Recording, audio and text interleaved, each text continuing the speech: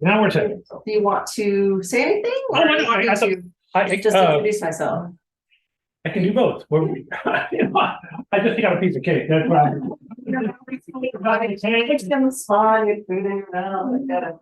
Well, thank you all for coming. So this is a time that we set aside each month. We bring in a speaker from a nonprofit that we'd like to learn more about, and then we move into our social justice meeting. So please, I really appreciate our speaker today coming in, but I also, you know, it's sort of a trick to keep you all in here. Because there's a lot to do today in our social justice meeting. So we've been talking for months, and we long talks, like we had long talks. a couple. And she also came and talked at the Rotary that I attended. And so I thought, you know, bring her in here and to show us. So and Tabitha is also a member of which church? Naples. So, you know, I once heard that if you go to a nonprofit, it's hard to not find a Unitarian Universalist in some part of that nonprofit work. And so that is the case. But the work that her organization does is so important. And in the Caribbean, we are Miami, however you want to say it, is part of the Caribbean. You know, and so I think it's incumbent upon us to know what's going on and to impact it where we can. And so I've asked her to come and speak with us today. Okay. Thanks. Thank you. Yeah, I was wondering, a tomato or tomato, is it Caribbean or Caribbean? They're both correct. Depends where you're from. I wonder that's Spelling it does hang people up though. Two B's. If I can get, it's not advancing, but I'm tracing this one. Let's try this one. Caribbean and This one? It's like stuff or something. Hmm. Pretty much. Let's see. There Oh, you go. there we go. There you go. Okay, so push this thing. Click. Oh, wait, but now we have to go back. How do we go back one? So yeah, let's see. Here we go. I'm going to stop sharing for just because I think it's challenging. It's sort of glitching or something. It's a glitchy thing. So, there you go. But we're not there. I want to go back. Okay. Stop the presentation. Over here. There we go. Now it's working, I think. Okay. So Are you still sharing them? I'm not still sure. I guess it's complicated when you're trying to do these multiple things at once, but now I am sharing again. We're in Miami. There we go. All that away. Oh, okay. But now Now we got that. Oh. So let's go here. Oh, wait a minute. from beginning if you want to. Ah, from beginning. Just do that and then we'll see if it works. Okay. So see if we can advance one slide. Okay, good. There we go. All right. Next one right now. This one's done. My absolute favorite story to share about the nonprofit that I work for called Environmental Protection in the Caribbean, or EPIC, is about this little tiny seabird here. This is called the black cap petrel. And here it is as an adult, and here it is as a baby, and it's highly endangered. Right now, there are less than 2,000 pairs in the world, right? That's almost nothing. And probably back in the day, there were millions of these birds, like there were birds in many species across the earth. I don't know if you know, but seabirds especially have a 70% decline across the world. And this tiny little bird is of interest to EPIC because one of our co-founders, Adam Brown, is one of the world-renowned researchers of this little black-cap petrel. And he was part of the team a little more than 10 years ago that still works today, the International Black-Cap Petrel Working Group. And they wanted to save this bird from extinction. But the problem was, only 10 years ago, they didn't know where it nested, right? And that's a big deal. I mean, you can't save a species if you don't know where the chicks and the eggs and all the nesting is happening. But they didn't know nothing. They had like history about it. There were journals and previous studies done, and they knew there were 5 Caribbean islands where it had historically been found. See if I can roll them off here. Hispaniola, Guadeloupe, Dominica, and Jamaica. I said 5, 4. Oh, Cuba. There's been some on Cuba, but not as much. And they also know its life history. So the way that this bird lives is really amazing. It spends its entire life, as they say, on the wing. It lives offshore. It never lands for the majority of its life.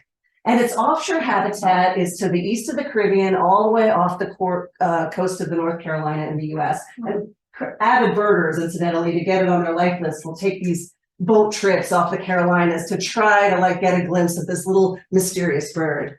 So it eats squid and fish on the wing, and then when it's ready to mate, it flies to the Caribbean, follows like a flyway, a river or valley to the tops of the highest mountains. The pair mate for life. They dig a burrow up to 3 feet deep and lay a single egg and raise a single chick for multiple years. So where were they nesting? Nobody knew. Well, I'm not going to talk a lot about the technology and the things that they did using radar and all of that, because this bird, when it goes to fly in to find its nest, it does it at night, and it makes this spooky sound. And so it was very mysterious.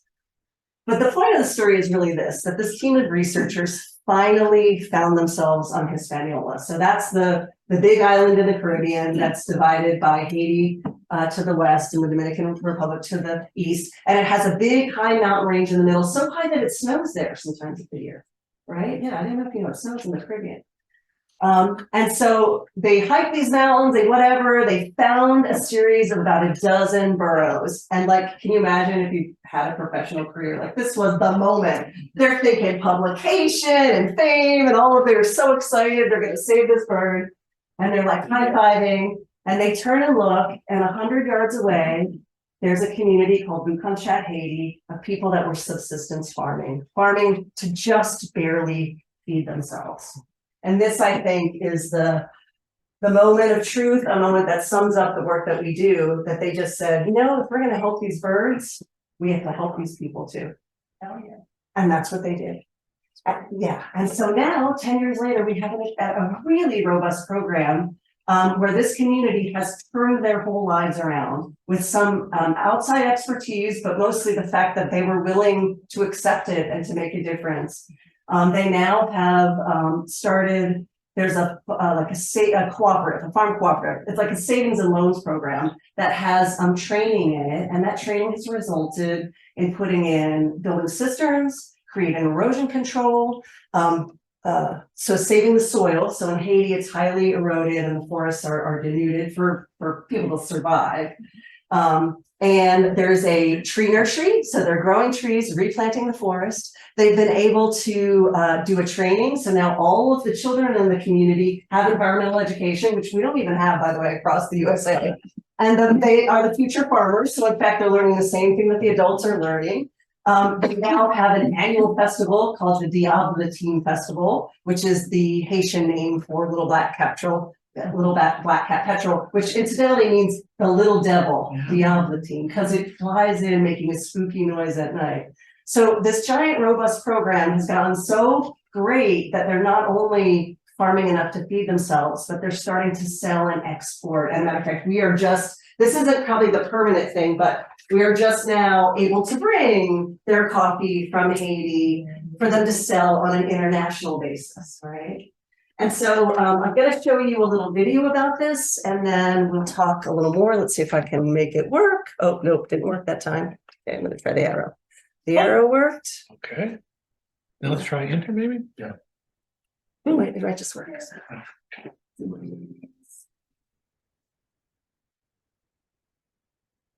There are a lot of ways to die in the land of the Diable team. And the threat of extinction is real for the local people and for a small dark bird that moans like the devil in the night.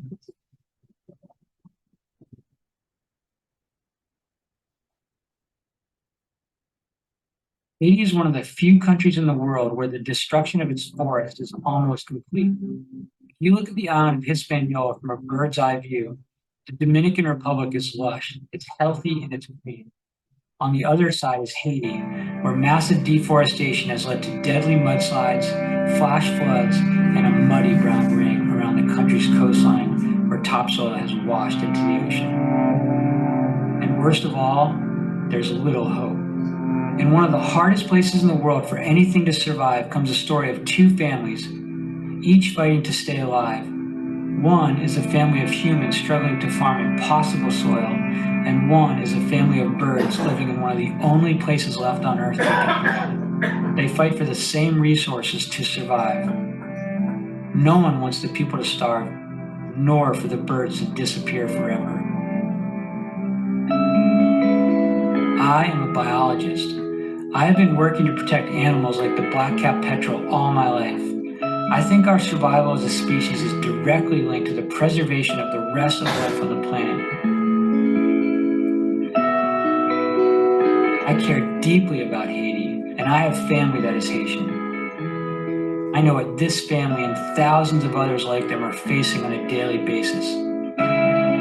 This bird, the devil, is the speaker from the future, showing humans what little habitat is left. And as the land is slowly overcome with the incoming tide of development, the devil will be pushed to the brink. And when the tide has finally overwhelmed the last of the forest, the devil will disappear forever, and with it the hope that any land will be left for the people. This is a story of struggle the world needs to hear, not just so that we can spare one species of bird, the little devil, but rather so we can clearly see how everything is connected and wake up in time to save it all, the people, the land, the animals, and create an opportunity for a better life for the millions of people who walk this earth together. The question is, can we save the devil and save ourselves in the process? I don't know, but I'm willing to risk it all to find out.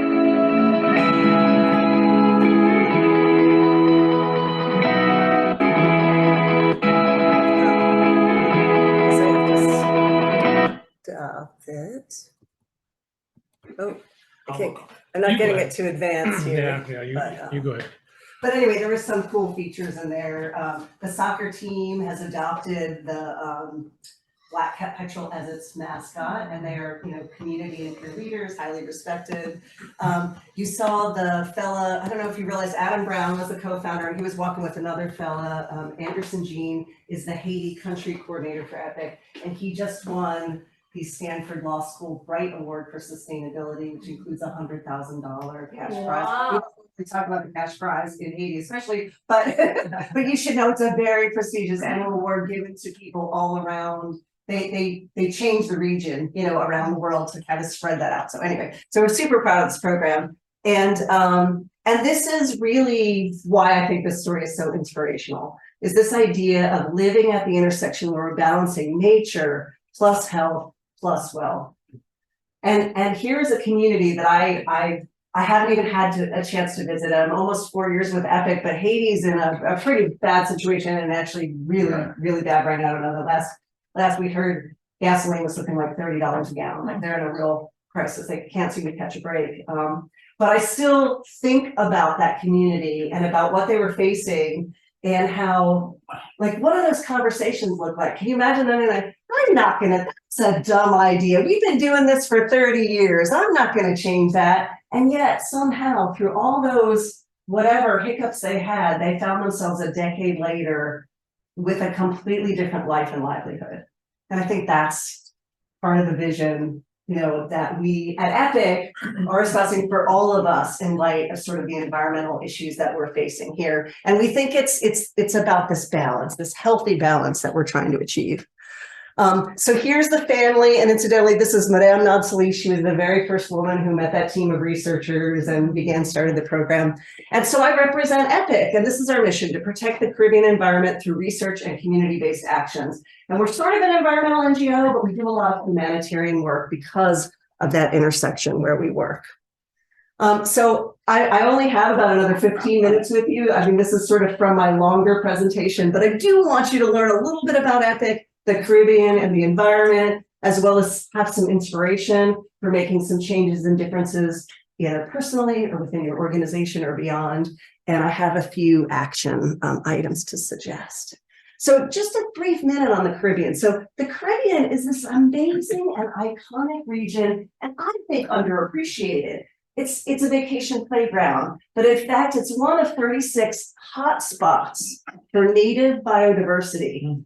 And so that, like, we dig into that a little bit more. Those spots were identified through science. They represent only 2% of the planet. But if we protected those spots with a level of intensity, then we would protect more than half and almost 3/4 in some cases of plants and animals and so forth. So I just don't know if people realize how many special and rare plants are found in the Caribbean, as well as the cultural aspects with 30 countries, 5 prominent languages, and really, trade, travel, all of that has been pretty significant for the region. So just to bring home the biodiversity hotspot, I just want to point out that of the plants found in the Caribbean, 72% of them are endemic and found nowhere else on Earth. And while many of these countries are highly developed, a lot of them are relatively unexplored, like the highest peak of Haiti, for example. It's not a place that it's easy to get to or they often visit. So it's a pretty special place. And then I'm also going to mention coral reefs are really critical, fisheries, there's whale watching. There's so many things going on in the Caribbean that I think we at EPIC have this vision of starting to think of that place as an area that needs attention and support, and partly because it's really a ground zero for climate impacts, right? So they're facing increased storms and storm activity, sea level rise, ocean acidification, and these are small island developing states. The economy, right, and the preservation of the culture and the people in those islands are really, really fragile. So we'll hopefully in Q&A we can talk a little more about it. I'm not going to talk about every Caribbean issue, but you can imagine like every plastic bottle that a tour ship person leaves on that island never leaves that island. It's always there forever. So, this idea of finding sustainable economic models, preserving the culture and the environment is kind of the type of stuff that we're really interested in working on. So just to wrap up on EPIC, these are our tools, the SEAS tools. We have been around for 22 years, started in the year 2000. There's over 100 scientific publications, tens and tens of thousands of both kids and adults trained and educated. EPIC's been involved in more recently passing plastic bag bans, plastic straw bans, designating important bird areas, influencing marine protected area management. And then we do a lot of direct stuff, like the stewardship part is planting trees, planting mangroves in St. Martin. Anybody ever been to St. Martin? It's a very popular visit. It's beautiful. Yachting and cruise ship destination. EPIC is in charge of the sewage pump out boat that works in the lagoons so that all the boats that come there don't dump their waste there. And so they collect it and take it to land and process it. So matter of fact, we even pride ourselves on doing less glamorous work. We don't tend to work with corals and turtles and whales. We work with the farming and waste because that's what needs to be done. So I had to put a Caribbean map in there. I don't know how familiar you are, but we've got the Greater Antilles of the 4 big islands, the Lesser Antilles here, and then the orange spots are the more than 20 different territories or countries. Some islands are different that EPIC has worked on over the years. And you can see we sort of specialize more in the island areas of work. And we have 3 flagship programs. Can I just check? So tell me, because I don't know any of this stuff. So what did you say with the Greater Antilles? What are those? The 4 big ones: Puerto Rico, Cuba, Jamaica, Hispaniola, and Puerto Rico, the 4 big islands. And then starting in the Virgin Islands, US Virgin Islands, down, is the Lesser Antilles. And so most of your work is in the Lesser Antilles? It has been mostly. Okay. I mean, but we done a little bit in Cuba, but we didn't think it really warranted the level of being like we did a major effort there. But there are islands all along the whole coast, and all of this, including like the coast of Mexico and all this, is all the Caribbean region. It's pretty vast and pretty diverse. But there are some things that kind of hold it together in terms of similarity, which is why we position it as a region of significance. More than that? Not yet, but I'm sure it's going to come. We'll come back. So again, this is my theme for today, is this idea of working at this intersection of nature, health, and wealth. And what I want to say about it now is, people talk about saving the earth. Well, I think we saw pretty clearly in the pandemic, it's not about saving the earth, it's about saving the people, right? Because the earth, when left alone, like we saw in the pandemic, and people withdrew from places, the nature itself thrives. It might have been altered by what we did to it, but it's going to be here long after us. But what we're seeing now is impacts from Hurricane Ian that really harmed people and killed killed people. We're seeing impacts to our waterways, right? And so that's the kind of, that's sort of the effort that we work on. So I'm going to say a couple things about environmental issues of our time. And then I think I'm going to leave it there. I have more stories and more things, but I know you have a short program. So I just want to bring home this idea that we really are, quite frankly, in an environmental crisis. Is that news to anybody? Not really. No. It's interesting because I think people, not in this room. Well, you know, I've been talking all around a Rotary and whatever, and people are pretty, you know, they're getting the news about it. And so what are the things that are going on? Well, we're basically in an era of what they call mass extinctions, but human induced, primarily by development and disruption of habitat. But on average, across the board, every single type of plant and animal species has at least a 60% decline. So we have extinctions and we have seabirds at 70, others at 80 and 90. So we're losing things that we don't even know what they are or what their role is in the ecosystem or what those species can do to help us. This habitat destruction, most estimates say that globally, 2/3 of intact habitat has already been lost. We're down to maybe 1/3 of the entire planet and I'm not talking remnants, like larger intact systems, right? And what do those systems do? They provide us oxygen, they clean our air, they clean our water. So we're seeing these impacts from that. And on the climate thing, just to try to put it as simply, this is a hard subject to cover, right? To put it as simply as possible, over the last 10,000 years, our climate never varied more than 1 degree Celsius. And now in the last 100 years, it has fully gone up 1 whole degree Celsius, with everything saying it's going again, going more, right? So that's a pretty big impact, right? And what we're seeing as a result of that are changes in weather patterns across the globe, which are affecting farming. I think the way to put it is we built our civilization on a predictable, stable, reliable sense of things, the seasons and what to count on. And now that that's disrupted, we're finding people in every level of business and industry, you know, trying to cope with that. So it's, you know, it's having this ripple effect that's really difficult to manage. And I always like to use this one because it's like, well, if you doubt that we've been able to have a global impact, if that's something that seems so difficult to understand, do you know what that picture is? Mm-hmm. Earth from space at night. And you can actually see the human imprint on our planet from outer space because of that light signature, which is burning fossil fuels, right? Which is based in places that already where habitat has been destroyed, right? So, and then of course, we do have to speak to the issues of pollution. I know I used to go to the beach, even in the last 10 years with my kids in Naples, way more than I do now because we always have red tide. Right? So we're finding, I mean, maybe not everybody reflects on that, but I'm reflecting on my patterns of living are changing with this changing environment we've created. And they're mostly not positive. They're things like not being able to enjoy the beach, right? There's stuff like that.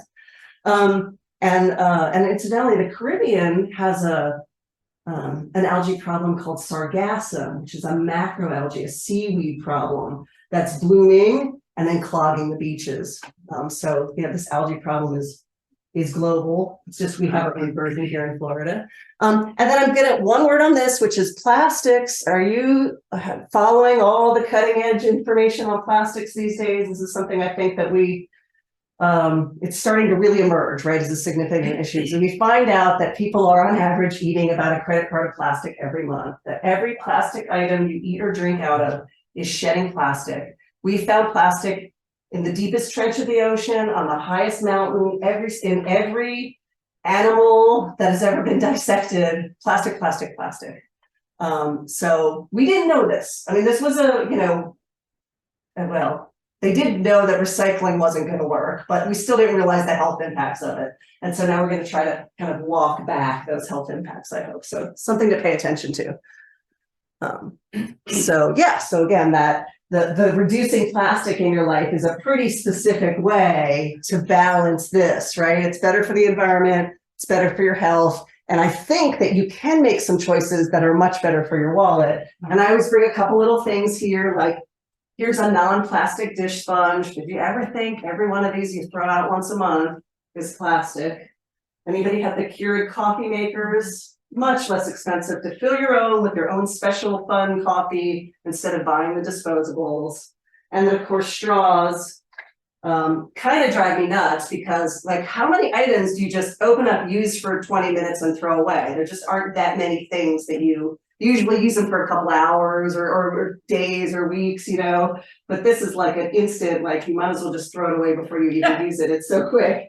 And I know a lot of people have electric toothbrushes, but bamboo toothbrushes, I mean, you can just bury it in your yard, throw it away. It's fine. It's completely fine. Think about if every one of us switched to this, the quantity of plastic toothbrushes that we're going through on a monthly basis. So I will go to my wrap up and then questions. I'm going to skip all my other story. Oh, there's my wrap up. Two or three more slides here, which is just that. So one of the things I spend a lot of time thinking about is why aren't we making massive changes? Like I live in this world, right? I'm a geek for this. I'm the environmental nerd. But there are, I mean, I've become a social science geek in my later career because I keep thinking, how do people make decisions? Does my education matter? What do we do about it? And I don't know, this is my experimental slide I've been showing the last year or so, which is this is why they say people aren't making more drastic environmental changes and responding to climate change and dealing with the pollution. They say that human beings are short-term thinkers, right? We mostly dwell in the something good to eat, you know, and the getting my thing done today. But I reject that too, because I think, you know, as an individual, you've accomplished a career, raised a family. Those were long-term goals. You have an institution here that's been around a while, you know? So I think, you know, as a person and the groups you're involved in, take those environmental issues and put them on your long-term goal agenda, right? And have some hope about it. It's complicated and nonlinear. Yes, climate changes. Yes, can we, you know, save the world and protect the whole bay or whatever? But there's so many short-term, non-complex things we can do, like, you know, like an institution saying, you know, we are no longer buying water bottles. We have completely just decided as an organization, we're going to pick something. I'll tell you my favorite one, egg cartons. There is no reason why egg cartons couldn't just be cardboard. Sometimes they're hard to get. But think if we got 1 million people to just decide, we're not buying it unless it's a cardboard carton, we would probably change the egg industry for good, right? So there are small but significant things. Yeah, I think I just made my point about there's some obvious threats and some bigger threats. Let's dwell in the obvious, and I think we'll achieve the big.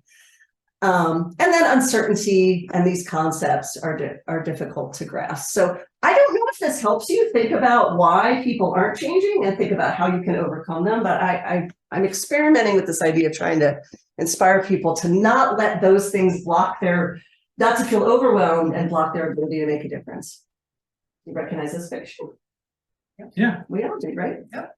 So what I would ask you to do is bear with me. This is the strawberry thing. Hold up your hand and try to cover it up with your hand. Whether it takes just right here. Just here. It might take a thumb, a finger, 3 fingers. It just depends how close you are. All right, so you have just, with your hand, covered up everybody you have ever known. And everybody who has ever lived or ever created anything on this earth is right there on that tiny object floating in space. It's big, it's overwhelming. We're in here thinking we can't do anything about it. But this is our Caribbean island. This is our little place of home, and there's just only this one, and it's in trouble. It needs us to do something about it. And even if it's tough to do it for yourself, I'd like you to meet my kids, Evie and Wolfie. Let's hope we can do it for them. That's right. Yeah. So that's my little talk for today. Happy to ask you to, if you want to be on our newsletter, you can take a picture of that, or I will now more actively send this around here. start here maybe, if you want to be on our email list. And then we do have, like, every place I go, I do some fundraising, and we do have this coffee from Haiti. Normally, when people donate online, they don't get a gift, but for a $25 greater donation today, this is available. We do have just 15 for cinnamon, from the grenadines. You didn't get my grenadine story today, that was the one I skipped. And everybody is welcome to have an Epic pen. And I have some stickers and brochures here too, and I'll just put these more towards the end so that when you're on your way out, you can get the free things. So, yeah, questions, thoughts? So, It's so hard to avoid plastic. Oh my gosh. You know, you can drive yourself crazy trying to find stuff that's unpackaged or, and, you know,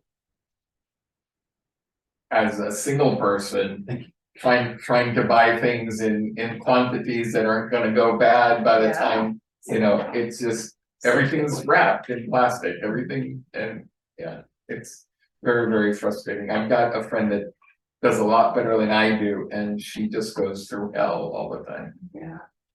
Yeah, And somehow we can't.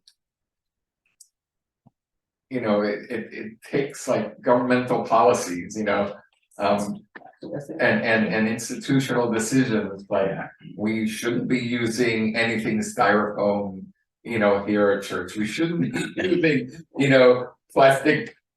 You know, this is gonna last for 2,000 years intact. And so it just, but it's so hard. You know, what are the alternatives?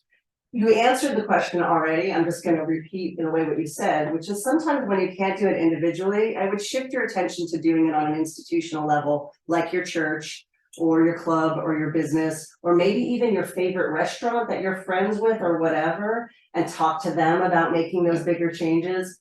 I would say my other one too is, of course, advocate for government, you know, speak at the local council, community meetings, be involved in that. Local governments can do a great deal. And then pick one thing you can live with and do the toothbrush, do the things that are the easy, low hanging fruit.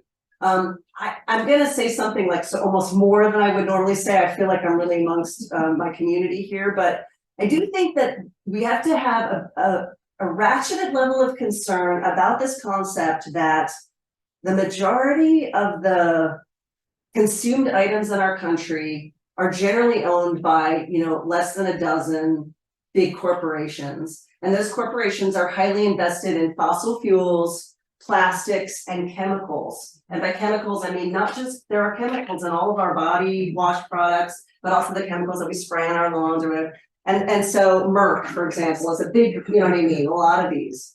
And so, you know, they're making money off of us. I don't think they are gonna change until we really think of ourselves as voting consumers too.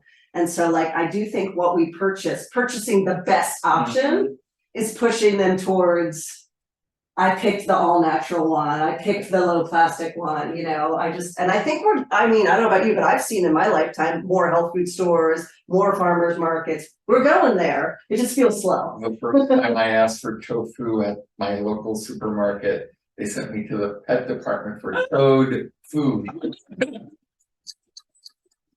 Okay. Write that down, it's like a marking of an era.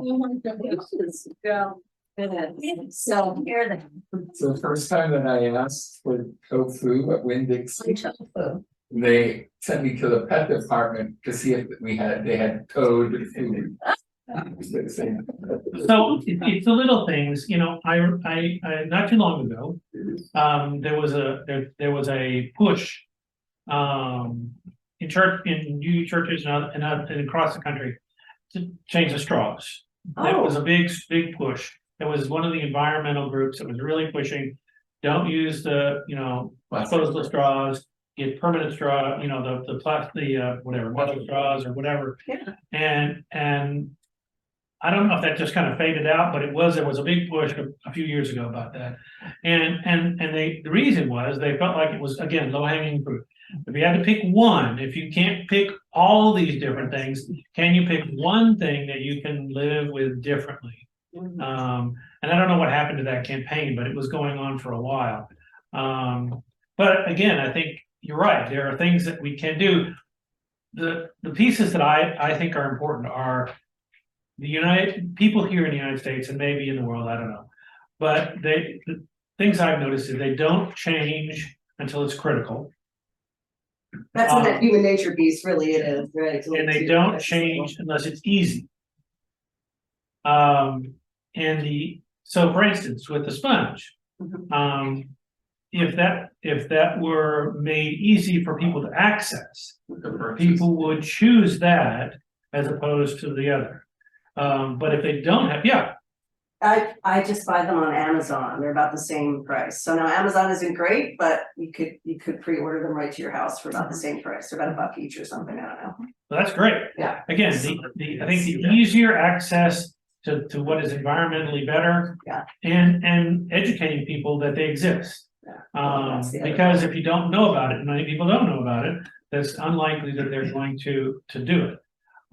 So those are the things, the education, ease, and people realizing the critical significance. I think people are now more with the hurricanes and some of the other environmental issues that people are seeing in their real lives today, but I think we're at a time where people can begin to do that, but we got to know the human nature. So. Comments on that about and so let's also, here's something that I don't know when we talk about educating people is, I don't know if people are so clearly aware of how much we're manipulated in the consuming process. Like, I don't know if you realize that like grocery stores are specifically designed in a way to keep you in there so that you spend more money and have to hunt and pick for, like, they'll put the jelly and the peanut butter not next to each other. Apparently it's more efficient to shop to the left, but almost all of them make you go this way and this counterclockwise because they know that actually confounds people. And they put the flowers up front because it's an impulse buy and it's pretty and it's cheery, and now you're gonna like be all happy. Like the list, I'm giving you whatever, but the list of this. So I know I want to educate people, and you have a mission too, but we're fighting Nike or I don't know, whatever. They're educated on how to manipulate people. Yeah, and they're doing a really good job, And all the real food is on the outside, and all the shells is all the processed food, right? Everything that's canned, everything that's highly processed is right smack in the middle. Can't give it all up, but I have found that I can cut down on what I'm using. I put together a fruit plate and I covered it with saran wrap, but I can reuse that saran wrap. I mean, it never occurred to me to do that. Reuse bags. The other thing that really irritates me is like Tide detergent. They have a 7.5 ounce cup on the top, but you're supposed to use 1.5 ounces. If you go by 96 ounces or 94 ounces, and it's supposed to get 64 loads, well, that's about 1.5 ounces. Well, that cup looks like something you should be filling up. Yeah. So I bought shot glasses to go on top of the button so that I could actually measure how much I was using. Well, and I've had somebody in my last talk actually say that they realized how soapy it was in there, so they started experimenting with halving it and feeling if they got the result, and they did. So like that was a cost consumption savings, that like win-win-win. So I think that's a really good point. I mean, maybe don't focus on the plastic, but focus generally on the consuming aspects. Like, what do we reduce? What do we reuse? What can we recycle? It has a pretty big impact. We're required to use plastic bags for the dumpster because we're in a condo building. You can't have raw garbage going down the chute. It gets stinky pretty quickly. Yeah. But we don't compost at the condo, and I wish we would. We have basically a sandbox outside our porch, so we can just take it in Iowa, not in Miami. Okay. We can just take it and dump it, and that way we don't even have to walk down the stairs to get to the dark. But what we really like about the composting is our garbage just doesn't stink. And we have a compost here. Oh, yeah. It's open to the public. Oh, that's nice. Yeah, and you can put stuff in and take stuff out, as it decomposes. That's right, yeah. So this, I don't know what it is for Miami or Naples, but one of Epic's projects is we just started working in the US Virgin Islands. they did a waste audit where they actually tried to figure out what was going in the waste, and food waste was amongst the top. Vegetative cut things, of course, kind of tropical environment, but the actual food waste was a really prominent element. So compost thing could be really, ultimately substantially reduce that, that landfill. So who thought? I didn't realize, Have you heard of renewable natural gas? The thing that Biden was talking about this week? Yeah. I didn't know what it was, and what it is it's natural gas made from trash. Like if you put a bunch of like these huge piles of trash that you see, big mountains, you can get natural gas from that, and that's a renewable source. Yeah. So he's trying to get because I'm from Iowa, and 60% of our corn that is grown goes to ethanol production, which is, I hate. It's not really renewable because you have to heat it and use an energy source. So It's also a huge carbon dioxide source. That kind of implementation. it was really interesting that they're looking at that as a different sort of energy. Our landfills Right, or landfills. going up, to up the turnpike, there are all these landfills that are right next to it, and they're all burning off methane. They all have, Pipes and that that's is just eroding going into the air. And we need to use that. So I have a question about trees. Mhm. Because one of the things you talked about here was, a lot of the trees have been pretty much wiped out of certain areas.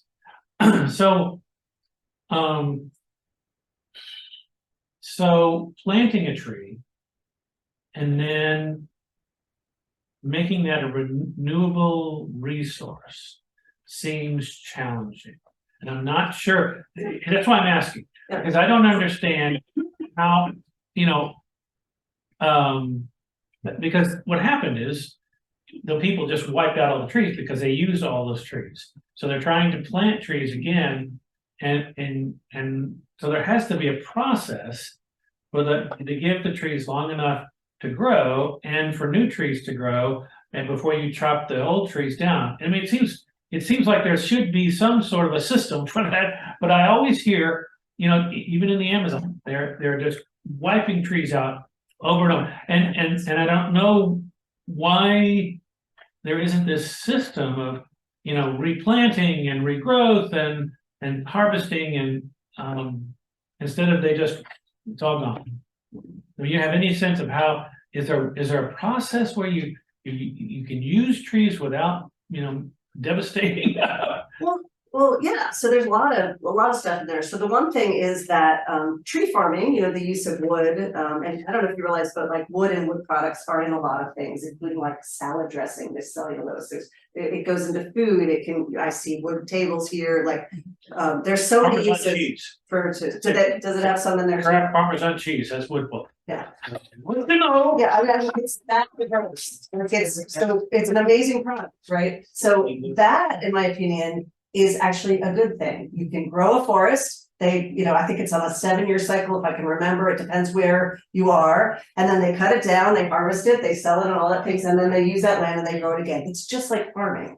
So that's a really good thing to do, right? But the where that it sort of gets tripped up is that an older growth forest, a forest that's been there for 100, 1,000 or whatever, hundreds of years, has a whole completely different ecosystem, right, than a farm forest.